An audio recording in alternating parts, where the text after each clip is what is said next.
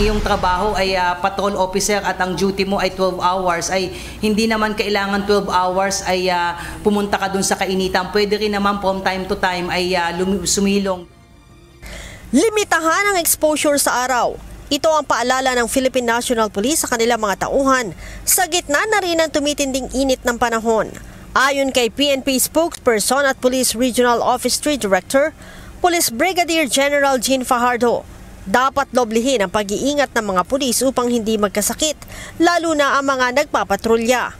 Kasama po yan sa mga reminders po natin sa ating mga pulis to make sure na kung kaya nila na magdala ng mga bottled water habang sila ay nakadeploy para mag-hydrate po sila, at kung kaya naman po ng kanilang budget na gumamit po ng mga pangdagdag na mga heat resistance katulad po ng mga sunblock, at kung kaya rin naman pong lumilim.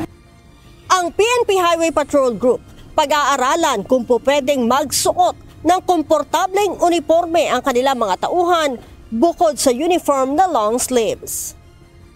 We will see to it kung ito po ma-approve sa higher headquarters. Ang ating pong approve lang dyan yung sublimation po natin na medyo malamig ang So isa po yan sa tinitignan po ng ating pong ng command group para po malaman at mas maging fit pa para sa ating mga personnel na patuloy pong nagkakandak po ng mga operations dito po sa ating mga lansangan. Ayon sa Department of Health, kabilang sa mga sakit na maaaring makuha sa matinding init ay ang heat cramps, heat exhaustion at heat stroke. Inilabas din ng DOH ang mga paraan para makaiwas sa naturang sakit, gaya ng pag-inom ng sapat na dami ng tubig, pagsusuot ng maluwag at maliwalas na damit, limitahan ang mga outdoor activities mula alas 10 ng umaga hanggang alas 4 ng hapon. Pinapayuhan rin ang mga ito na gumamit ng proteksyon laban sa sunburn, gaya ng pagsusuot ng sombrero, paggamit ng payong at sunblock.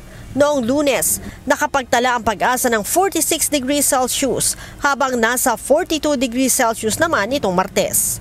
Leia Ilagan, UNTV, News and Rescue. Diyos ang aming sandigan, serbisyo publiko ang aming pinahahalagahan.